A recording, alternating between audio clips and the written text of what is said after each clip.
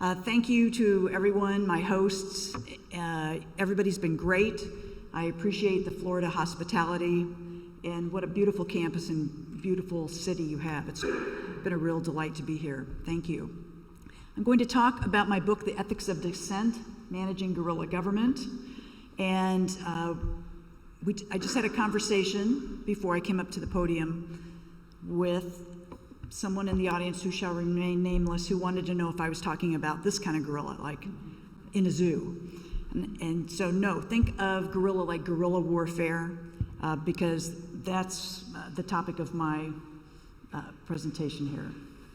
So what I'll do is I'll define guerrilla government for you. I'll provide you some examples so you know what I'm talking about. I'll explain my approach. How do you study guerrilla government? Sounds pretty weird to me. I'll highlight 4 big cases to illustrate what I'm talking about, then pass on advice from the pros, people in government who would give advice to leaders and managers today, and then present questions to ask before you become a guerrilla. Now, I'm not advocating that you become a guerrilla, but there's always somebody in the audience who thinks, oh, this is what I want to do. So I want you to think through very seriously whether this is an ethical thing to do or whether it's not ethical. Are guerrillas ethical or insubordinate, and what would Joe Cresse do? So guerrilla government is my term for career public servants who act against the wishes, either explicitly or implicitly communicated, of their superiors. And usually they would tell me that they do so in order to do the right thing. And this research idea came from my time in state government. I worked in state government as an environmental attorney and then as director of policy and planning for the state environmental department. So the first line in the book is, I can't make it loud enough. Fire the bastard! Fire the bastard! My boss, the secretary of the Department of Health and Environment, called me into her office. I was 28 years old, the director of policy and planning, and handed me a tape recording comments of one of my employees at an open public forum the night before, and said to me, fire the bastard. This was an employee who, by any measure, was my very best employee, but he was a probationary employee, so we easily could have fired him. And whether I did or not, we'll wait for the question and answer session, if you're interested in what I did.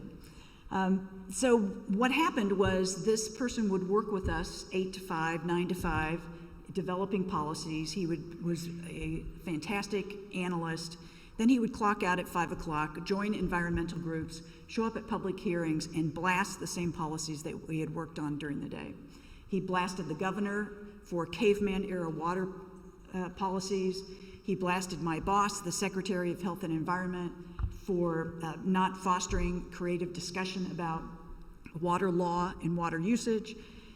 In hindsight, this is decades later, I think that this person was probably a genius, but it was the process that he used and the way that he articulated his concerns in and out of the bureaucracy that was of concern to my boss. So most guerrillas I've looked at in my research were inspired by this employee that I had, and most of them are not whistleblowers. In fact, these are people who choose to stay in the system. They choose to work behind the scenes, and I often think of them as salmon swimming upstream against the current of power, except when I have people who fish in the audience and they will tell me that salmon are supposed to swim upstream. So these are people, I guess, swimming downstream against the current of power. Most of the cases I studied, they were driven by policy differences and a personal sense of ethics, not corruption. So these were not corrupt individuals. I'm sure one could spend their whole career studying corruption in government, but these were individuals who, for the most part, as far as I could tell, were not corrupt. So let me give you some examples of what they might do. Obey your superiors in public, but disobey them in private. Leak information to the media. Cultivate positive relationships with interest groups in order to accomplish outside the organization what you could not accomplish in the organization. Ghostwrite secret letters, testimony, and studies for others outside your organization for them to send in to lobby your boss, the governor, whoever's in charge, on an issue that you care deeply about. Contact elected officials, perhaps U.S. senators, members of the U.S. House of Representatives, but don't tell your boss that you contacted them and invited them to come and visit. Neglect policies and directives you disagree with, stall.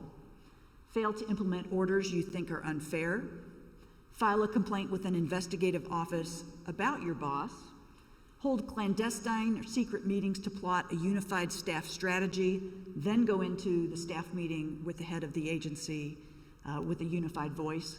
Fail to correct your superior's mistakes, just let them fall. Let me give you a couple examples of real-world guerrillas. And you'll see that they run the spectrum from benevolent lifesavers to perhaps petty people who were angry because they were passed over for a job promotion.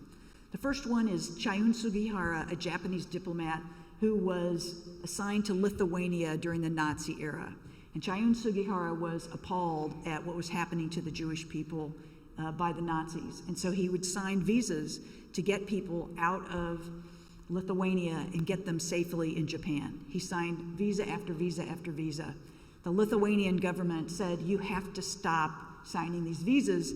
Chiune Sugihara kept signing the visas. The country of Japan told him, you must stop signing these visas, stop sending people over to Japan. He kept signing the visas. Finally, he was physically removed from his embassy and taken down the street to a hotel. He put a sign on the embassy door that said, if you need a visa, I'm in the hotel down the street. He was then physically put on a train and taken out of town, deported to Japan. And the story is that his arm was outstretched on the train, signing one last visa. By all stories, he saved about 10,000 lives. And when I've told this story to visitors, when I've visited India and China, individuals in those countries have said, well, we had also had ambassadors or people within our embassies who also signed visas to get Jews out of Nazi countries. Chiune Sugihara died in shame in Japan. And it wasn't until years later that the story was resurrected, and today there's a statue in his honor. And in fact, we have had an MPA student, a public administration student at Syracuse from Japan, who said she would walk home every day past the statue of Chiune Sugihara and had heard about his legacy and wanted to be just like him. He had inspired her to a life of public service. Mark Felt, another example. Who is Mark Felt? Deep throat. So Mark Felt was the number 2 person in the FBI who brought down the corrupt President Nixon. He was not outed until right before his death. He remained secret. This is the man who worked clandestinely with reporters from the Washington Post. The saying, follow the money, came from Mark Felt.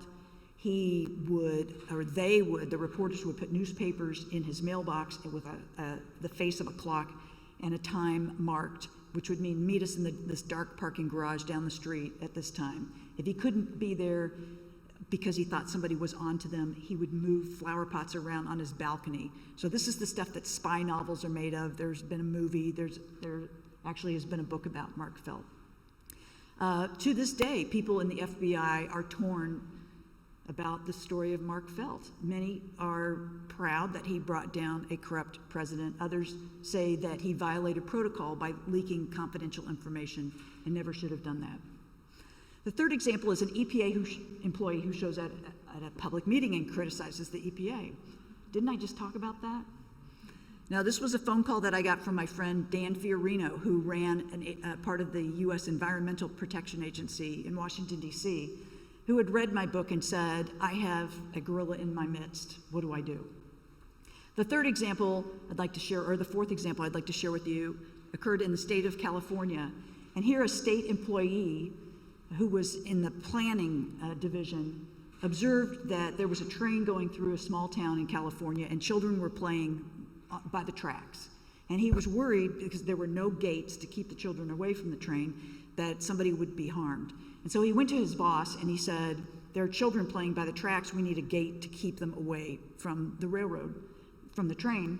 And his boss said, that's an Amtrak train. We are in a multi-million-dollar lawsuit with Amtrak.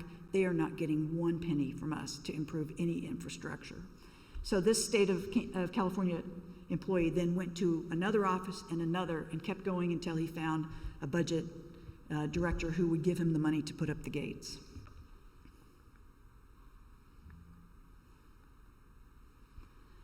So these are our positive examples. I'll give you some negative examples in a minute. But the central thesis of my book is that this type of guerrilla government, whether it's small or large or somewhere in between, happens all the time.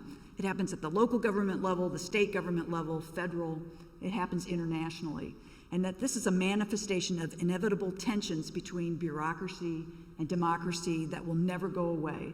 It may ebb and flow. In some areas it's stronger, in some areas it's weaker, but it will always be there, at least the potential will always be there. And this yields immense ethical and management challenges, as well as several harsh realities that I'll share with you. I tend to look at this issue, I tend to look at guerrillas through 3 different lenses. The first is bureaucratic politics. What's on the screen are sort of the classic works in public administration on bureaucracy. And the bottom line here is that street-level bureaucrats or public servants generally have an immense amount of power and authority, even those at the lowest levels. They make policy through their exercise of discretion. They're driven by their own parochial interests and views. They try to co-opt organizations and people in their environment and can be co-opted by them. And they're influenced by their unique culture of their agency. These are, again, some of the classic works. Again, the bottom line here is that public servants can be very powerful. They can be entrepreneurs, and sometimes that entrepreneurial spirit is funneled towards standard operating procedure and policies, and sometimes it's funneled elsewhere. The second lens I use to look at this phenomenon of guerrilla government is organizations and management. And simply put, organizations are shaped by and seek to shape their environment. We have open systems, especially today with the internet. You can't keep a public organization or a public individual in isolation, in a vacuum. We have democratic organizations, networks, collaborative public management, and different types of organization culture where there's definitely an expectation that individuals will work together. Ethics, I want you to note Bowman and West. I put a plug up here for Bowman and West's new book on ethics. It's very good. But the ethics literature, it talks about personal ethics, organizational ethics, professional ethics. Especially important is this idea of ambiguity that many authors talk about. How do you know what is the right thing to do under certain circumstances? And one thing that has come out in my analysis of government guerrillas is whose ethics trumps the other ethics. So I'd like to talk a little bit about Dwight Waldo, one of the great thinkers in public administration, who said that there were 12 ethical obligations that public administrators have. He said every public administrator has an obligation to uphold the Constitution, if there is a Constitution. The country, I was just working in the country of New Zealand, they don't have a Constitution. So they have different obligations. But if there's a Constitution, there's an obligation to hold up that Constitution.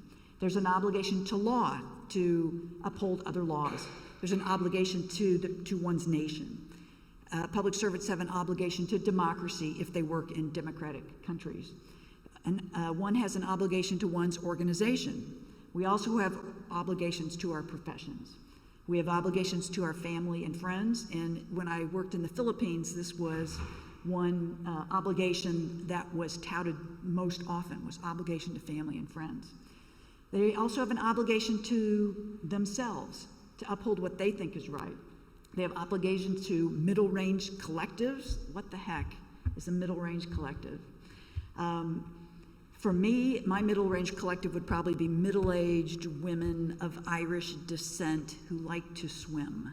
So whatever is your thing, maybe, or it might be your ethnic group. I got to meet with a lot of very cool Filipino Americans at lunch today. So their middle-range collective might be the Filipino Americans. We all have an obligation to our own middle-range collectives, however you might define it for yourself. Obligation to the public interest, obligation to humanity, and if you believe in God, an obligation to God.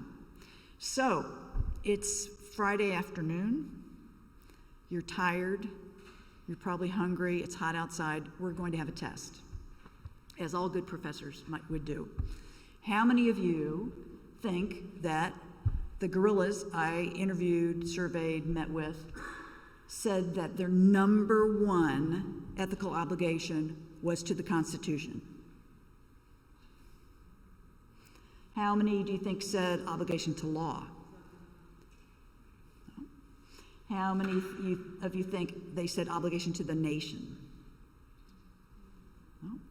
How many do you think said obligation to democracy? I'm not getting any takers here. How about obligation to organization? No. Obligation to one's profession. I got one in the front row. How many do you think said obligation to family and friends? We got another. How many said obligation to self? Lots of hands. 1, 2, 3, 4, 5, 6, 7, 8, 9, about 10. How many of you think they said they had their strongest obligation was to middle-range collectives? Those Irish women who like to swim? No. How many do you think said that their strongest obligation was to the public interest? 2, 3, 4, 5, 6, 7. Okay, about 15. How many of you think they said their strongest obligation was to humanity? About 3. And how many of you said that think that their strongest obligation would be to God? Okay. There actually was one who was driven by the sense of obligation to God. So let's see what they said. It wasn't Constitution. It wasn't law. It wasn't nation. It wasn't democracy. It wasn't organization. It wasn't profession. We're narrowing this down. It wasn't family and friends. It wasn't middle-range collectives. Now we're getting down to the good stuff. Obligation to self. Now this is a little bit unfair because when they defined self, it was, I can't look at myself in the mirror, and it was to thine own self be true. But they would also talk about it in terms of service to the public, service to humanity, service to the world. So it was a little bit of a trick question. So in terms of studying guerrillas who had the strong obligation to themselves and would disobey the wishes of their superiors in order to do what they think was the right thing to do, I had to get in there and actually talk to them. And I didn't know how to do this research. And I found out that it's called studying the elusive subject. These are hidden populations, hard to reach, and public acknowledgement of being studied, or if they are outed, it could be threatening to them. So I had to study other studies to see how other researchers did this. So I looked at how researchers study crack dealers, and I looked at how researchers study deviance in business organizations, and how they study sexual networks, HIV transmission, cigarette black markets in prisons, and employee theft. I also looked at how people study workplace revenge, employee deviance, pirated goods, deception and weapons testing, unreported economy, and tax non-compliance. They all have similar themes. No one wants to be found out in these populations. So here is a list of the methods that all of these researchers in these topics use, and then my methods are the underlined ones. So participant observation, where you actually go and work perhaps among a group that you're studying and absorb their what they know. I actually went to the state of Nevada and participated in hoedowns and bird watching tours and a lot of different events that were sponsored by guerrillas to raise money for their cause. Structured interviews, unstructured interviews, stories that people tell, self-completion surveys, and published sources. I did not do lab experiments with students because I'm not studying students, and I did not do an extrapolation of indicators because there are no indicators of guerrilla government, which made this really interesting to study. So let me give you 4 big examples to really kind of flesh out what I'm talking about. First one has to do with guerrilla government in the Nevada wetlands. And I found out about this case when I was on a National Academy of Sciences panel studying irrigation-induced water quality problems in the western United States. So those of you who know your U.S. history pretty well know that around the turn of the century, around 1900, that century, there was a decision made to make the deserts bloom, and we were going to irrigate the western half of the United States. What's come from that have been a lot of farms, a lot of agriculture, a nice lifestyle, populating towns in the West. But what also happened was they found out decades later that if you put fresh water in a desert and it flushes through desert land, it also flushes out trace elements like selenium, and selenium concentrates in the roots of grass. And if cows, for example, eat grass that has a high concentration of selenium, they die. Selenium in high concentrations can kill people. There was a whole refuge in New York, or in California, the Kesterson Wildlife Refuge, where they had a huge destruction of many different animals because of selenium toxicosis.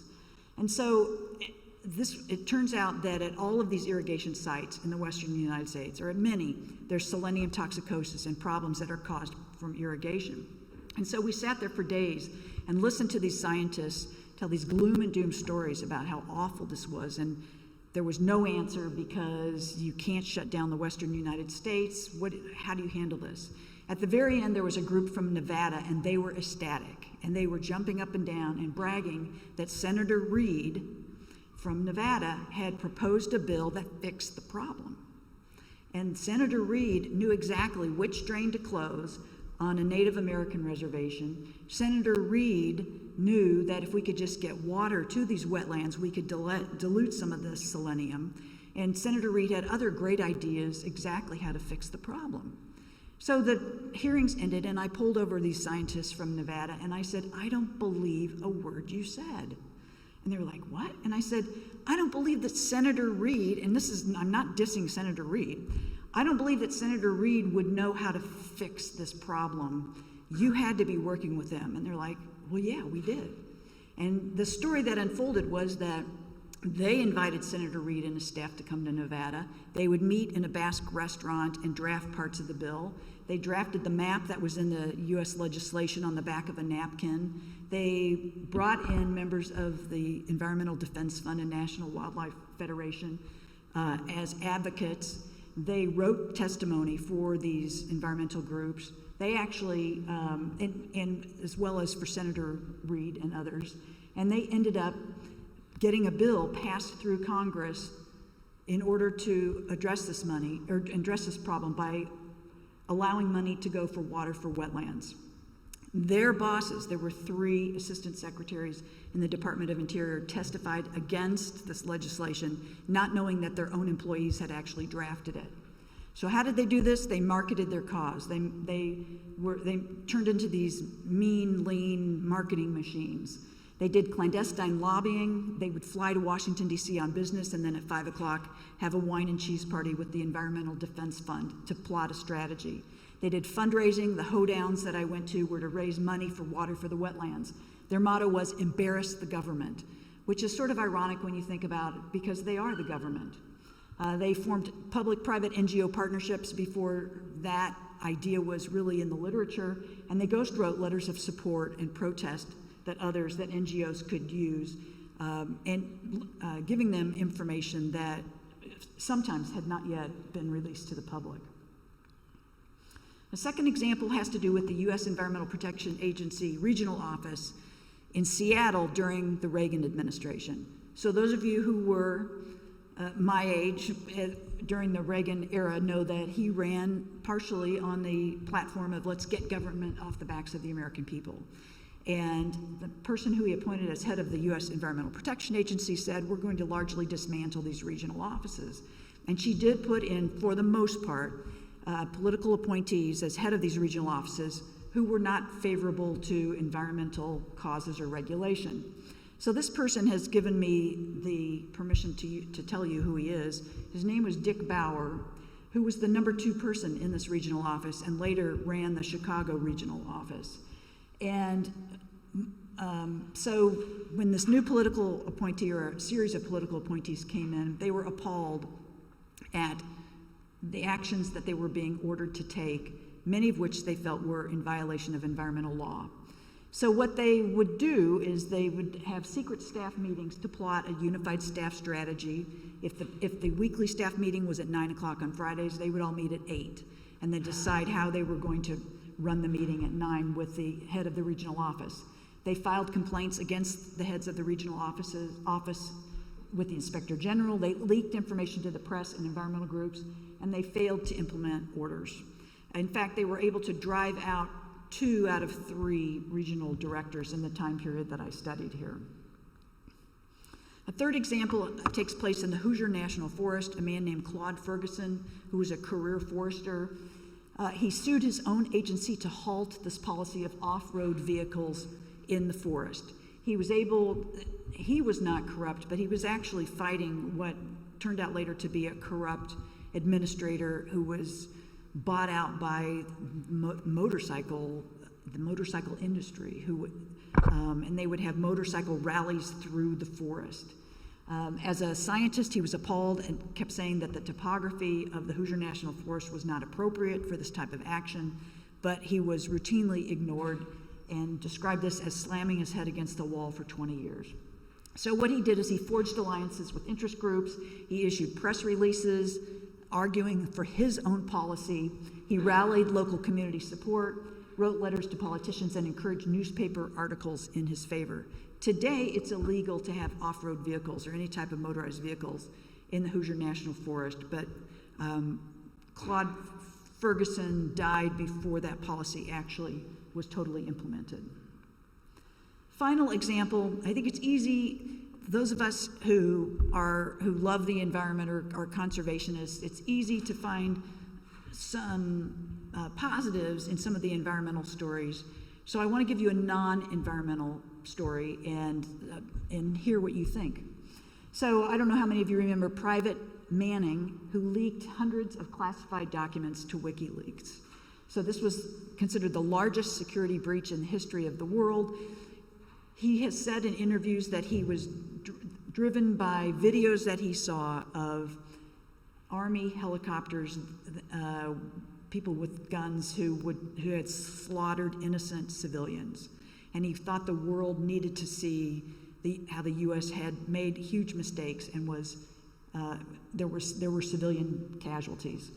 He exposed government corruption all over the world, however. The database was not just U.S., it was all over the world. His exposing of some practices in the Middle East, for example, have been traced back to the Arab Spring riots. And he's considered both a 21st century Tiananmen Square-like hero and a crazed traitor. I think this is an interesting case because people I talk to are so divided on their opinions concerning Private Manning. In a second, it'll be your turn, and I would love to hear your examples, but let me drive this home. I think that this phenomenon of guerrilla government yields several harsh realities, and let me tell you 5 of them. The first is guerrilla government is here to stay. As I said, it ebbs and flows. In some government jurisdictions, it's very small, in some it's very large, but I don't think there's any way that we can just say, we're going to eradicate this, it's over. Harsh reality number 2, this comes from Dick Bauer. Guerrillas can do it to you in ways you'll never know. And Dick was a biophysical scientist, but he looked at me. I at least had a biology minor, but he said, you're an MPA with a PhD in public administration. What if we make you the head of the U.S. Environmental Protection Agency, and you have scientists writing testimony for you or memos for you that you'll sign? You may never know the accuracy of those memos. And if somebody wanted to be a guerrilla and wanted to foster change, clandestine change, they could do it to you and you'd never know what happened. Harsh reality number 3, all guerrilla government is not created equal. I think we can all agree that Chiune Sugihara is a hero. He saved lives of innocent people. And yet, when I put out this call nationwide for stories of guerrilla government, I got this one really crazy nut. I still have his personnel folder that's about a foot high that told the story of driving. He was with a consultant to his public organization. They had worked until noon. They drove them through McDonald's. The consultant said, "Do you want anything?" "Sure, I'll have a Big Mac." $5. The consulting firm representative refused to take $5 from the public servant. And the public servant said, "You have to take this. You can't buy me anything." He goes, "It's $5. Come on, it's $5. This individual then went to his boss and said, "This is ridiculous. He won't take the $5. This is outrageous." His boss was, "I've got bigger fish to fry. I don't want to deal with this. Forget the $5 incident." It went all the way up the chain. He filed complaint after complaint after complaint against his superiors because the consultant would not take $5 to reimburse him for the hamburger, and his bosses were not forcing this. So this is the spectrum of guerrilla government activity, from the life-saving, high moral actions to those that might be just a little bit crazy. Harsh reality number 4, most public organizations are inadequately equipped to deal effectively with guerrilla government. When I interviewed city managers, state leaders, federal government officials about this, I would ask them, "What do you do if you have a guerrilla in your midst?" And most of them didn't know what to do, short of bring in HR and maybe contact the organization's attorney. And so it was amazing to me that how limited the capacity of a lot of the organizations might be to deal with this. Harsh reality number 5, the tensions inherent in guerrilla government will never be resolved. There will always be these tensions between bureaucracy and democracy. There will always be people in organizations who have a very strong, clear sense of the policy direction that they think the organization should be going. So I spent more years than I want to admit to you thinking about whether guerrillas were ethical or insubordinate. And one year they were ethical, the next year they were insubordinate. And the next year they were insubordinate, the next year they were ethical. And then it dawned on me, it really depends. When I sent my book out to review, a reviewer said, "You got to get out of academia and get into the real world and talk to more managers." So I was able to do a survey of 200 managers in the U.S. and ask them, if this can be considered dissent, what is the value, if anything, of this type of guerrilla dissent? And this is what they said to me. Dissent within a public organization can yield a diversity of viewpoints. Dissent can yield positive change. Dissent might yield more rigorous thinking. Dissent might yield innovation. Dissent could prevent catastrophes if we're heading in the wrong direction.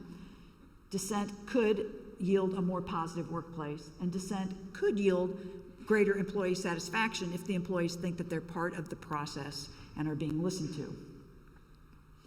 So then I asked them for advice. What advice would you have to others who have guerrillas in their midst? And these are the 6 tips that they gave me. The first was create a positive organization culture that accepts, welcomes, and encourages candid dialogue and debate. Create a questioning attitude by encouraging staff to challenge the assumptions and actions of the organization. I've had the pleasure of working a lot with Sean O'Keefe, the former administrator of NASA and the former Secretary of the Navy, and his message to me was, he said, "I always try to surround myself with people who are not like me. And if I'm in meetings and where everybody's agreeing with me and we're all heading in the right direction, I will appoint somebody to argue the other side, or maybe half the room to argue the other side, because dissent is really important for fleshing out options in a clear way and dealing with the facts, as Joe Cresse was known to do." Advice from the pros, number 2, listen. So I have a friend, Lisa Bingham, who is a professor at Indiana University, and she was brought in to the U.S. Postal Service when in the era where the idea of going postal became very popular. Does anybody remember or know, what do we mean when we say he went postal? violence. There was violence in the workplace. So this was an era where there were people coming with guns in the U.S. Postal Service, and people were killed. And she's a professional mediator and was brought into this team that ended up being called the Redress Team. And this is what they found. And if a disgruntled employee came in and said this, "I am so mad. I am so mad. Fran Berry got a raise and I didn't. This is outrageous." This is what the managers would do. They would open up the rule book and say, "According to rule number 112113, you are not allowed to have a raise until you've been here 5 years. End of discussion. Goodbye." So the employee would say, "But this is so unfair. Fran's been here 3 years, I've been here 4 years, she got a raise and I didn't." And the manager would open up a rule book, being the good rule-following bureaucrat, and say, "According to rule number 4445, I am not allowed to discuss the personnel case of another employee. Goodbye." So what do you do if you're treated like that? If somebody just sort of blows you off and says, "Here's the rules, and I'm not going to talk to you about that," you might just be mad enough to go postal. So after observing this, they taught their employees two things. One is any manager, they passed a rule that said any manager or any employee can bring their manager into mandatory mediation. Anybody could do it, and it was not a big deal, and it was there all the time. The second was they taught them to do this. The employee comes in and says, "I am so mad. Fran Berry got a raise and I didn't." They taught the employees to do this.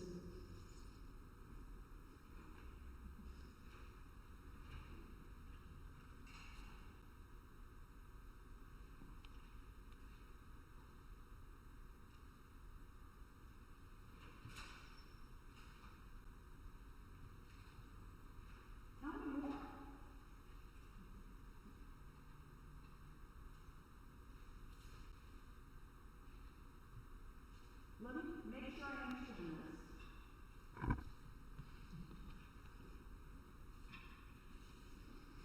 They trained them to just listen, to not be defensive. They didn't have to defend the government. They didn't have to pull out the rule book, to just listen. And if you look at the U.S. Postal Service website, you'll see where they have tracked the number of people going postal. And since this era, it has honestly decreased. Whether there's cause and effect, I can't say. But that's how they treated their angry public servants, or taught responded to angry public servants. Advice from the pros, number 3, understand the formal and informal organization. This is something that we teach in theories of public management all the time, but these were seasoned public servants, leaders who led the highest level federal, state, local government agencies, many of which didn't have MPA degrees. Some had MBA degrees, some had more technical or scientific degrees. And many of them talked about the fact that what's on the organization chart does not tell you much about the organization. You need to go beyond that formal organization chart, look at the informal organization and find out who the leaders are, tap into them, and how things really get done in that organization. Advice from the pros, number 4, separate the people from the problem. This comes from Fisher, Urey, and Patton's book, Getting to Yes, and with the idea being that if somebody's coming at you and screaming at you and saying, "I need a raise, I didn't get a raise," try to separate the language, the angry face, the person coming at you, from the message, and try to realize what they're trying to tell you, because they just might be the canary in the coal mine telling you that your organization's going down. It might be very valuable information that might be couched in a not very soothing way. Advice from the pros, number 5, create multiple channels for dissent. And here the pros who I interviewed said, it's more than just human resources. It's more than the attorney's office. You need to do surveys, you need to have focus groups, you need to have an open door policy, you need to have an 800 number, you need to find out, you need to do 360 reviews. Give employees as much opportunity as possible to voice their opinions and their perspectives. And then the last advice from the pros, number 6, create dissent boundaries and know when to stop. And it was, again, Sean O'Keefe, the head of NASA, who said to me, You listen and you listen and you listen, and you weigh it and you listen again. But in the end, you're being paid the big bucks to make the tough decisions. And you have to then say, all right, enough, let's move out. And he emphasized, as did Dick Bauer, that if you listen to the employees and can explain your rationale and decision making, oftentimes involve them. David Warm in Kansas City Metropolitan in Mark told me if you involve them in the process, then he really thinks that the incidence of guerrilla government will decrease. Sean O'Keefe likened this to wearing a beautiful sweater with a thread, and he said, if you let him go too far and pull the thread, pretty soon you'll be standing there naked in front of your employees. All right, so in closing, there's always somebody in the audience who thinks, I want to be a guerrilla. So I want to just caution you that this is a tough way to go. And I do think that there's a time and a place for this, but I think there's also a bigger time and place to work through the system. And so you really want to be critical and ask yourself questions before you ever go down this path and get a lot of advice. The first is the feared damage immediate, permanent, and irreversible? If it's not, maybe you have a longer time period to work through the system. Are safety and health issues involved? Is somebody going to get killed, or is there a longer time frame? Am I adhering to the rule of law? Is there a legitimate conflict of law? In the Nevada case, there was a legitimate conflict of law between the Fish and Wildlife Service, which was protecting fish and wildlife, and then the Bureau of Reclamation, whose mandate at that time was to build dams. Ask yourself, is this an area that is purely and legitimately discretionary? Maybe your boss by law has the discretion to make this decision. Were all responsible alternative avenues pursued? Would it be more ethical to promote transparency rather than working clandestinely? Would it be more ethical to work with sympathetic legislators before turning to the media and outside groups? Is whistleblowing a preferred route? And then finally, am I correct? So here's the question I'd like to leave on your plate. Are guerrillas ethical or insubordinate? I'd like to stop now and answer any questions you might have or hear stories that you might have about guerrillas in your midst. Thank you.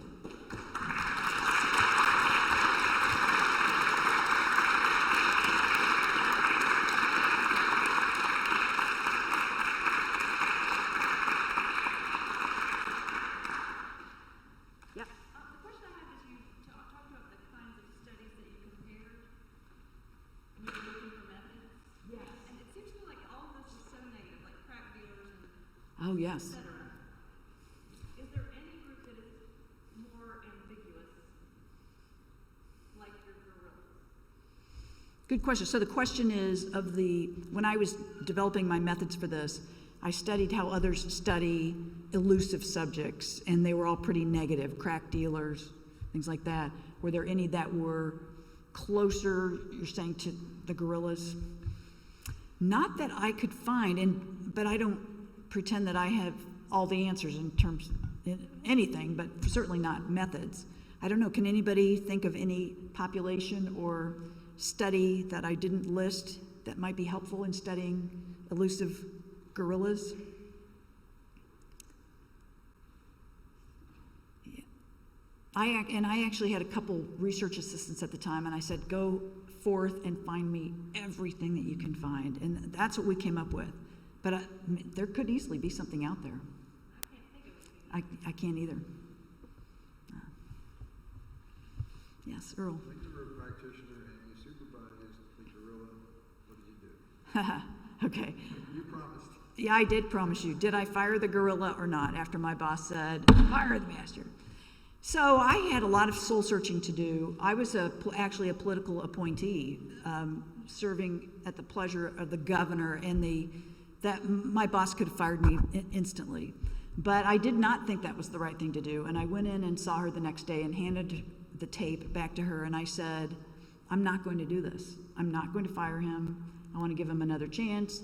He's a breath of fresh air. He's probably the most creative person on my team. And then I said, but if it's your choice to fire him, I will support you. But I'm not going to do it. and she never fired him.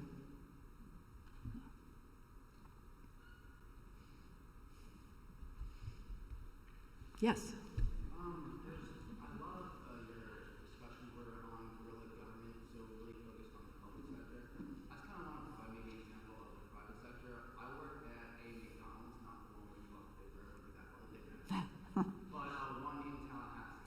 And in that Tallahassee, sometimes a lot of employees feel bad for some of the homeless population that's in Tallahassee. And I've seen them giving, food, cups, water, things like that. I mean, was any of your studies took into account any of the private sector's guerrillas? Great question. So the question is, have I looked at private sector guerrillas? And the example is a McDonald's in Tallahassee, where employees will feed the homeless when I guess the policy is you don't feed the homeless.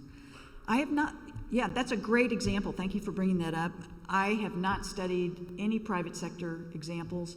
We had a speaker this morning who is an attorney, an employment attorney, who talked a lot about whistleblowing in the private sector and how many of his clients came from the private sector for whistleblowing. But I have not yet done that. That would be a great idea. Thank you for that idea. Thought I saw another hand. Yes. I want to respond to your dilemma here on the PowerPoint. Sorry? I want to respond to this dilemma that you pose here. This is Dr. Ralph Brower, whose work has inspired me. He too studies clandestine activities by career public servants. So I hope you can solve this problem. Well, my solution is that it is inside, and that basically,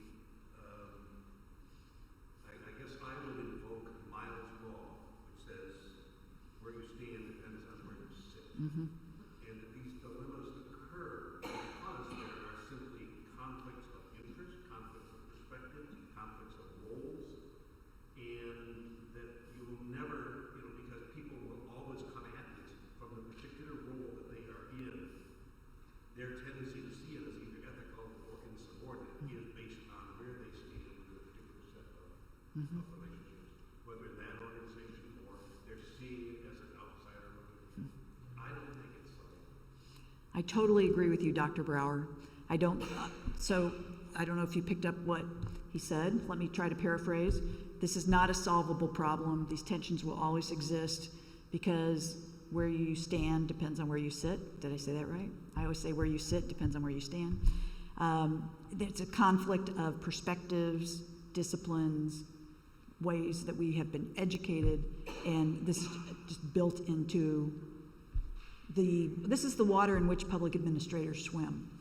Yes. Yeah, thank you. Norton Long had a wonderful line in that 49 article of his that you cite, and he said basically, politics is the lifeblood of bureaucracy. Yes. And I think he's right. Yes, politics is the lifeblood of bureaucracy. Agreed. Norton Long, 1949. Thank you. Yeah. My students know that I'm going to go back 200 years on almost every question I ask these days. As I mentioned, one of the things I did in the intellectual history course is talk about the original founding of public administration 200 years ago. And it was basically a theoretical framework for the doing of public administration in ways that strengthens public support for democracy that was then very fragile. From that perspective, if you accept that the role of public administration is to strengthen public support for democratic institutions, does that help you in addressing guerrilla behavior? Great question. So the question is, if the role of the public servant, public organizations, is to strengthen who we are in terms of democracy, government, does that make a difference? Public support for Democratic institutions. If anything, I would say it's another great reason to at least listen to government, to guerrillas, at least listen to that side, because if our task is to truly work in the public interest and to be that support, then we need as Joe Cresse would say, we need to look at all the facts, and we need to look at all sides. And I think what you're describing would only, looking at facts, looking at sides, and paying attention to them would only strengthen that. Yeah, great question. Yes.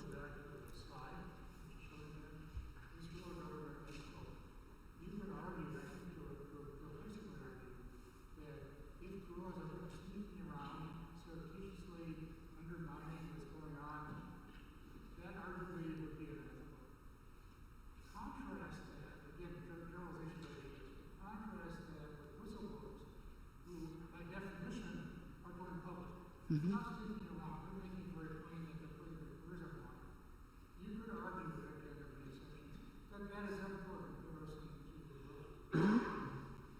I think that's a really good point. And the point that was made, I don't know if you heard it in the back, is that whistleblowers at least are out. They're out. You know who they are. And perhaps that's maybe a higher road or more ethical than it is. Very dangerous, and those of you who have studied whistleblowers know that oftentimes they lead miserable lives. It's very, very hard to be a whistleblower. It doesn't decrease the importance of whistleblowing when appropriate, but it's a tough road to go. And in interviewing the guerrillas for my book, many of them said, I needed my job. I needed the income. I've got 5 kids. We had $500 in the bank. But I couldn't wake up in the morning and look at myself and sign off on that report that had bogus data, or I just couldn't do it. And so this was the way that they reasoned their way forward. Also, we were talking about the woman in Kentucky who refused to sign the marriage licenses of gay people. She was not a clandestine. She did not clandestinely disobey the wishes of her superior. She very openly disobeyed the law. And we were saying that even though I personally find her actions wrong and inappropriate, at least she was out. It wasn't behind the scenes. It wasn't clandestine. You knew exactly where she stood. You knew exactly where she stood. And I think that's a similar message. Yeah, good point. Fran? I was just wondering, I know that many people inside agencies are trying to change the policy decisions or the choices, use either internal networks or external networks. And in your discussions with these people, interviewing 200 of them or so, did you find they were mostly lone wolves? Did they mostly sort of take support from inside? Did they link heavily with external organizations? Were there any patterns that really kind of emerged about how they, where they got their source of motivation and kind of peer support, if you will, for doing this? Great question. So Dr. Franberry asked the question of whether these guerrillas are sort of lone wolves or did they have a network, a robust group outside the organization. Most of them had a very strong support group outside the organization. They would often say, in fact, this is where I got the term guerrilla. For every one person outside my organization, I would need 10 inside my organization to get done what needs to be done. And I presented this at a national conference once, and the discussant said, that's the definition of guerrilla warfare. When this was a Vietnam vet, guerrilla warfare 10 to 1. So they had very strong networks outside the organization, very strong ties with environmental groups, other scientists. They knew exactly what was going on in other states and would get very frustrated when they couldn't get their states or local governments to move forward as they saw others doing.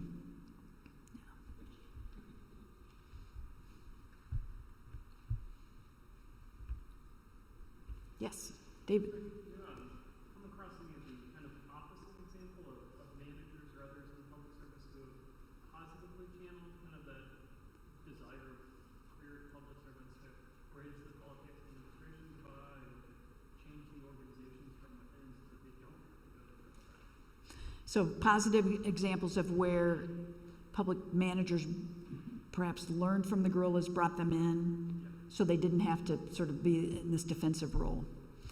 Absolutely. I think a really good example is David Warm in Kansas City, who heads up a regional think tank planning agency. And his statement is to always focus on process. And if people are shut out of the process, they'll go outside and try to get to it outside the process. But if you can be inclusive in your process, including employees who might be yelling at you, who might be telling you you're wrong-headed, you're not doing it right, he's been able to actually pull people into his organization and sort of harness that power and that thinking. And he is now as a very, very loyal staff. He's considered a real, a lot of people want to work for him.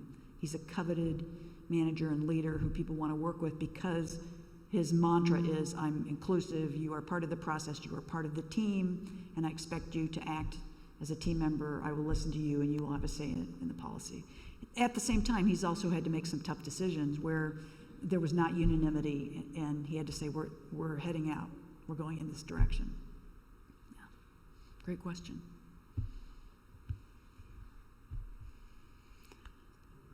So with that, thank you very much for your great questions, and thank you for having me here for the Cresse Lecture.